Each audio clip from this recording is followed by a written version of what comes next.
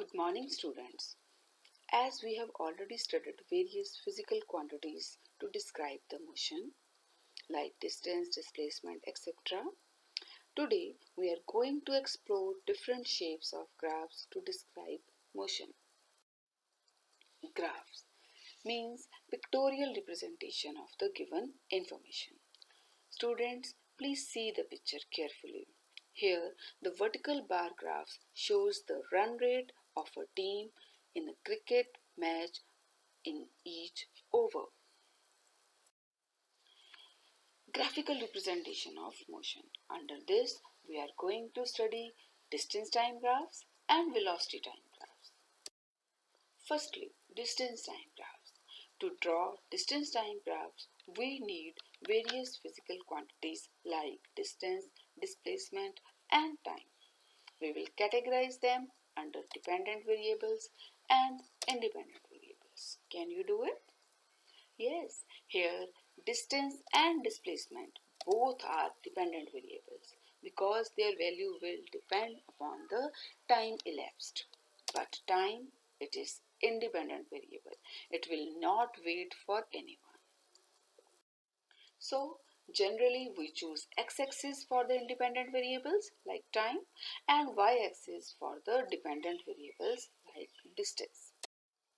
Now steps to draw distance time graph. These are the 4 easy steps to draw the distance time graph. You can go through these and you can draw the distance time graph.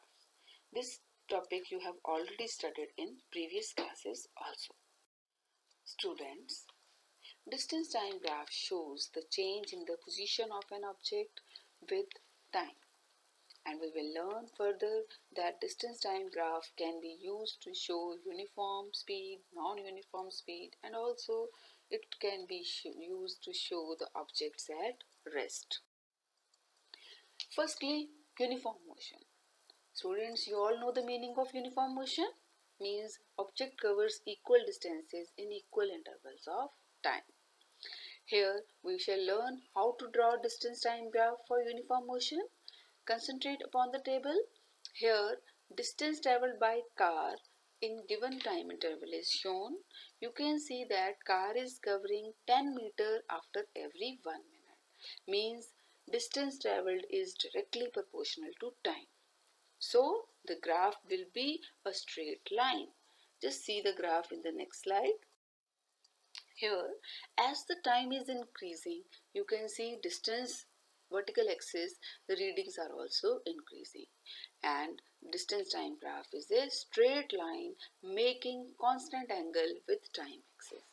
Students, slope of this graph gives us speed, and this we will learn in our next class. Now for stationary object.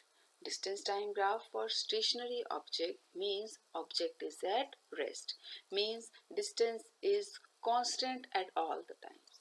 See the table? Here in the distance column all the readings are at 20 meter.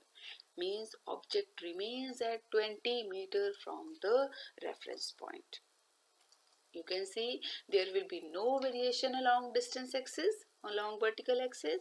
So the graph will be a straight line parallel to time axis. Time is independent. It will keep on changing. Now for non-uniform motion. Students, distance time graph has different shapes for the non-uniform motion. I have chosen one. Here in the table it is clear that there is non-linear variation of distance with time.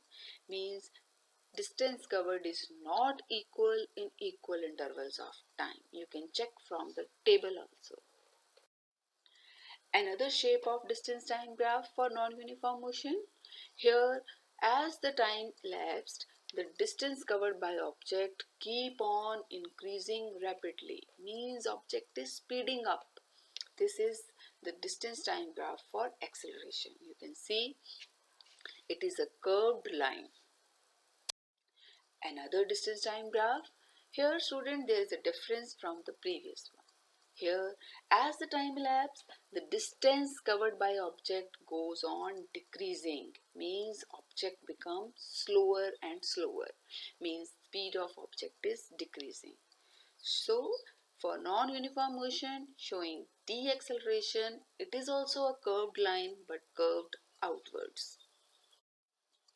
Let us summarize. For uniform speed, distance time graph will be a straight line making constant angle with time axis. For non-uniform speed, distance time graph will be curved line, and for stationary object, distance time graph will be a straight line parallel to x-axis. Students, as we have drawn all the conclusions of distance time graph, I have summarized all the conclusions in this slide. You can read it and write in your notebooks.